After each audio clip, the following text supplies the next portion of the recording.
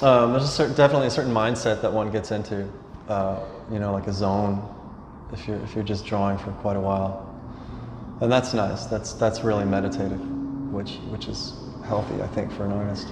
So these are all 22 by 30, so that format's the same. I don't know, it's kind of an exercise in letting go of decisions. I decided up front, okay, they're all going to be the same size, they're all going to be the same medium. It's just a matter of finding the right image. A lot of these are found online, some from books. The latest series is on Fort Davis bunkers down in Galveston, so I was able to document those myself. And yeah, that's going forward. That's another direction I'd like to go, is to travel to places and document them and then make drawings out of those. But I think the sculptures we'll look at later, I think that they still maintain a certain level of abstraction that is really interesting to me. As you and I were discussing earlier, if you look at the drawings up close, you can tell that there's a certain level of abstraction that's upheld on a micro level. When you back up a few feet, your eye doesn't register it as abstract. And I really like that in-between space of navigating, what's abstract, what's realistic, and it just makes it really interesting to be the artist behind it. It gets very personal when you're drawing. Yeah, it's weird. It does. It does get very personal, but it's almost so personal that's only a level that you know it or something, because there's a homogeneous quality to the drawings, or these drawings that I'm working on, that I think is deceptive, because it's hard for a person that's not an artist or making the drawing themselves to understand that space that we're talking about. But obviously something works for us because we keep on, staring at this piece of paper for months on end. So something's keeping you coming back to it, and I think it has to be a part of the process like that. I've always found the drawing process very meditative. Yeah, I do too. And I think there's a large part of my life where that kind of probably scared me a little bit. I was tapped into a mindset of, well, the art needs to be expressionistic and it needs to be spontaneous and improvised and blah, blah, blah. But, art's a lot bigger than anything like that. Yeah. I like also the compositions with the use of the negative area. How do you decide on that before you? Well, ideally, if I'm taking the picture myself, you do all the cropping when you take the photograph.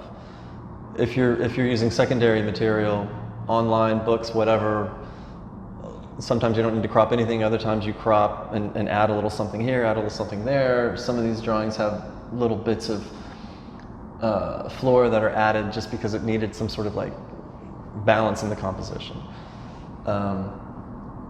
But again, if there is cropping, if there is editing in that regard, it's done as early as possible, so that once I get into the drawing itself, I don't have to think about those things. Because I work from a photograph and I'll grid that out, and then I'll scale the grid up and I'll transfer it that way. And just those early marks. Actually, the grid itself, making a really faint trace grid, I think that psychologically allows me a portal into the drawing, because otherwise it's just this expansive potential, which sounds great, but you don't really want to deal with that. Yeah. No, I hear you. All paper has that potential, yeah. And then what happens at the end is... Yeah, and certainly that is a strategy that's employed by a lot of people successfully, but there's a certain coddling that you have to employ for a drawing.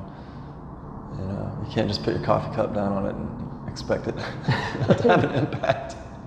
Well, it sounds asinine, but when you're making a painting, and it is a certain type of expressionistic painting, how many cigarette butts are in a Jackson Pollock painting?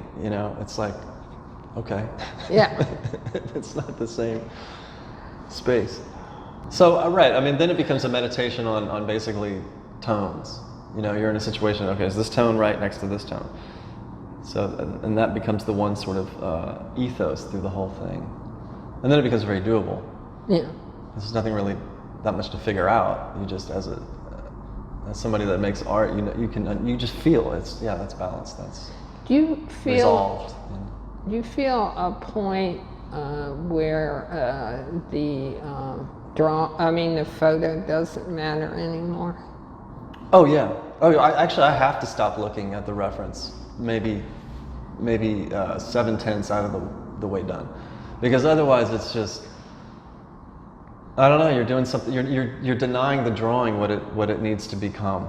You're kind of shackling the drawing in a way. Yeah.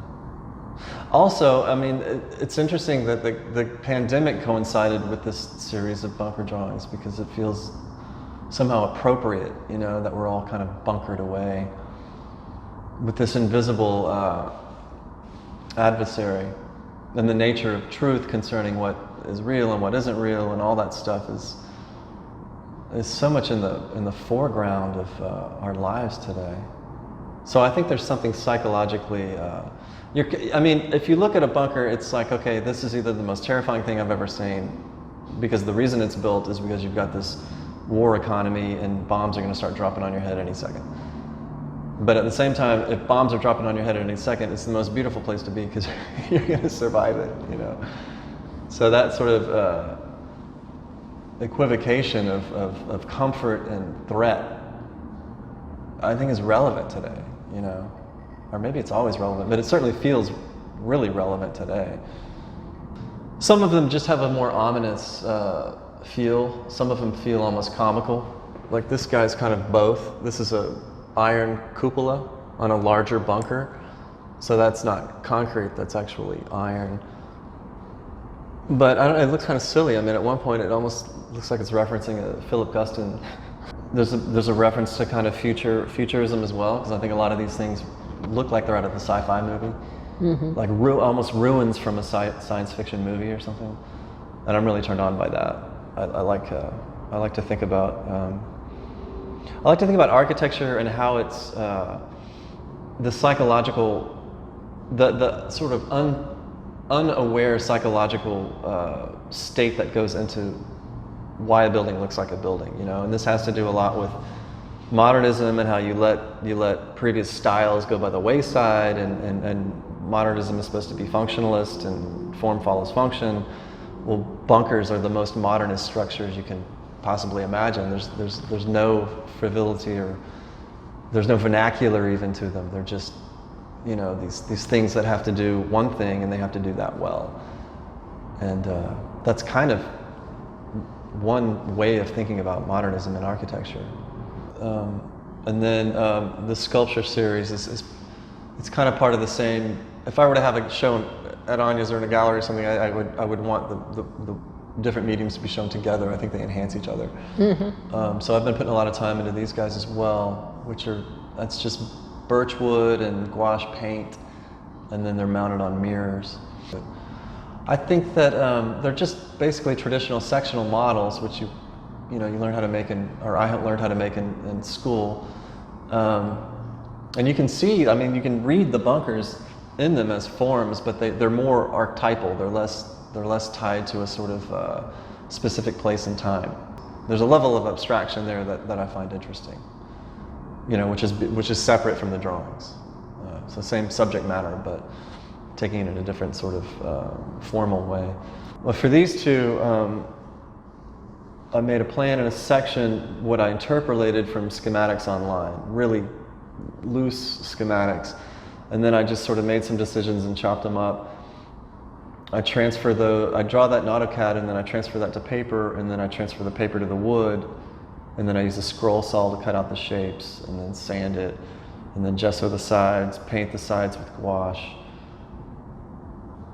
Use a drill mount to get the structure, the horizontal structures in there, and then fit it together like a puzzle piece, and then mount that on top of the mirror. They're mounted a little bit floating about an inch off of the glass, and so the mirror helps you to see the inside and the bottom of the piece.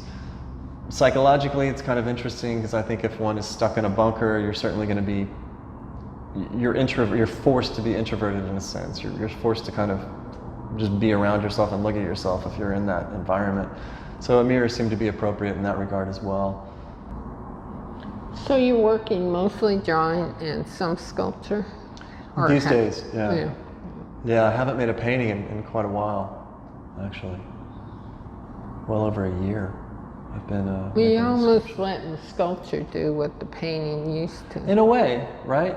Yeah. There was kind of there's a monochromatic element to it that was. The paintings weren't monochromatic, but they were usually very tonally close to. So there's some sort of relationship there. Yeah, it's almost as though you need to get your fix out. Like if you're used to working in an abstract manner, it feels good to have an outlet that's purely that and getting at that, because it was very different from the drawings. But actually, I think it's pretty healthy to work on both at the same time, kind of bouncing ideas and ways of working against each other. Keeps it interesting. Mm-hmm. And there's, I don't know, it's hard to tell how these things are really going to come out, even though they're so planned out and they're so designed, until you actually get it painted and perfected and spaced correctly and stabilized. You don't quite know exactly what it's going to look like. Mm-hmm. And that's kind of fun. There's that 90%. There's that 90%, 85, 90%. Keep that OCD at bay.